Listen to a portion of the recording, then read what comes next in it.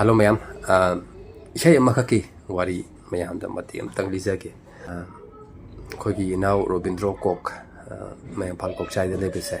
Mangonda ina isay amakak sem jen hai. Kamai ta wi isay mayam ba hai. Isay je nupa amakak na nupi je yam na nusi jaba. Nupi sina di hoi manung da budi yaning ka zu mapan da di yaning da bot pamra nupa je ngausana ba. Adu ju mutak da nupa je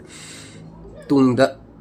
mi oigadra oiroidra kamai ta mi oidono haibese siju khang ngamda banu pawi ba haitare fatama nu para haibidi natab afabudi dum moi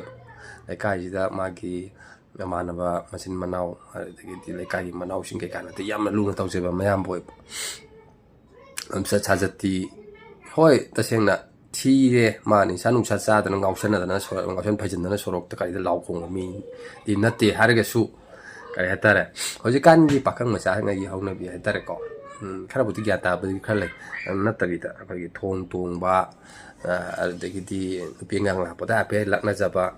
mai mi thaben khang sur sak cha tho kan daram je poi be sat to khot ko leidana adamaina haiti noi wa wai chaw ka ri odu ne he wani noi khan mada mammi ne hai bu kang bu du ne adamai taw ba nupa ma ka nupi ma ka si am nu si jaba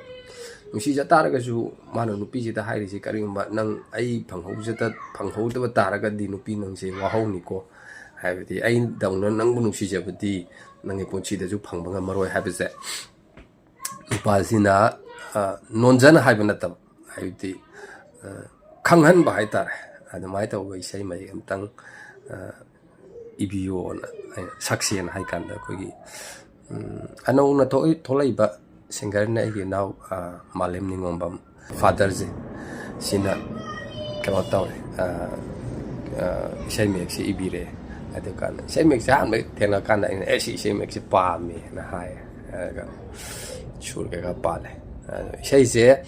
hojik se New India channel da release taw khrabai sai ne mayam na ju sai je nungsi bio support taw bio aina su yamma thawa yaujana yamna pamjana saksage bi sai ju oi adagi di isai jida Priya Yendrembam hojik naungna masak nai khala iba adugumba actress ne adagi di Prem Mesnam Hana Sumang Dilagi pampakta yam sauna pamhum kalamaga ko imung manungi family gi struggle haitare adumbadagi maje matam khara thadu orkana mu hanna art sida sangjalu taragati art se thaduk pangam de habdo adamana art sida mu hanna mu halak haitare adamai tawdana gi naw mayam am leye makeup ta helorina adagi di kana no leye rishi mangang mana director bi adagi di Mahesh Mayingbam kano se mazu la akanda choreography ka se mana ju to mingchen birambe yam nusi bi naw ne adagi di naw thoi bana camera je pai bi re adagi di producer je ai gi nusi bi yamba Dabijen Hidam ai han ba kari non kuchuno ai bi gi producer je mana ju to mo bi bane yam nusi bi yamba ne adagi di Robindro budi ai ga maga budi adum chaka hinjanga to na le bi mong da tum lei bane sima leire adubu isai je mate matang ro ene saksaram ge mayam si isai je YouTube ta New India channel da phanga bane adagi si video jigi comment section da ju ai thamjaram ge soidana mayam na yengbiyo adugi isai je kamaina tawi tabada phajai phajade haibidugi comment ju mayam da kitang ju ai khangjaninge adumaina khanga kan da isai je saksaru bagi mahai yale bse ai khanjage isai je humsake hapam yaudare aigi thamoisida nangbu nungsibana pik thalle aigi thamoisina giri giri takli naphamda nungsi hayo haina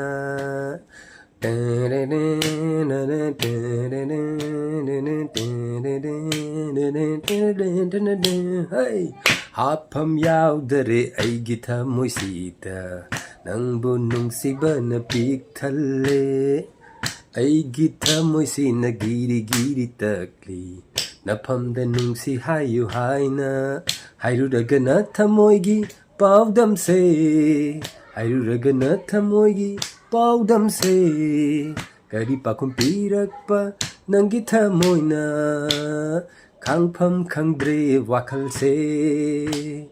ꯂꯥꯏꯃꯟ ꯑꯣꯏꯔꯦ ꯊꯃꯣꯏꯁꯦ ꯑꯣ ꯍꯥꯏꯐꯝ ꯈꯪꯗ꯭ꯔꯦ ꯋꯥꯈꯜꯁꯦ ꯂꯥꯏꯃꯟ ꯑꯣꯏꯔꯦ ꯊꯃꯣꯏꯁꯦ ꯍꯥꯞꯐꯝ ꯌꯥꯎꯗꯔꯦ ꯑꯩꯒꯤ ꯊꯃꯣꯏꯁꯤꯗ ꯅꯪꯕꯨ ꯅꯨꯡꯁꯤꯕꯅ ꯄꯤꯛ ꯊꯜꯂꯦ ꯁꯨꯃꯥꯏꯅ ꯏꯁꯩ ꯂꯩꯌꯦ ꯑꯗꯨꯅ ꯃꯌꯥꯝ ꯏꯁꯩꯁꯦ ꯅ꯭ꯌꯨ ꯏꯟꯗꯤꯌꯥ ꯆꯦꯅꯦꯜꯗ ꯐꯪꯉꯕꯅꯦ ꯃꯌꯥꯝꯅ ꯌꯦꯡꯕꯤꯌꯨ ꯑꯃꯁꯨꯡ ꯏꯁꯩꯁꯤ ꯀꯃꯥꯏꯅ ꯇꯧꯋꯤ ꯐꯖꯕ ꯐꯖꯗꯕ ꯃꯌꯥꯝꯒꯤ ꯀꯃꯦꯟꯇꯣ ꯄꯥꯖꯔꯒ ꯑꯩꯒꯤꯁꯨ ꯑꯄꯦꯟꯕ ꯈꯤꯇꯪ ꯑꯄꯦꯟꯕ ꯑꯣꯏꯖꯒꯦ ꯍꯥꯏꯕ ꯋꯥꯐꯝꯁꯦ ꯍꯥꯏꯖꯔꯀꯥꯟꯗ ꯚꯤꯗꯤꯑꯣꯁꯤ ꯂꯣꯏꯁꯤꯟꯖꯔꯤ ꯊꯦꯡꯛ ꯌꯨ ꯃꯌꯥꯝ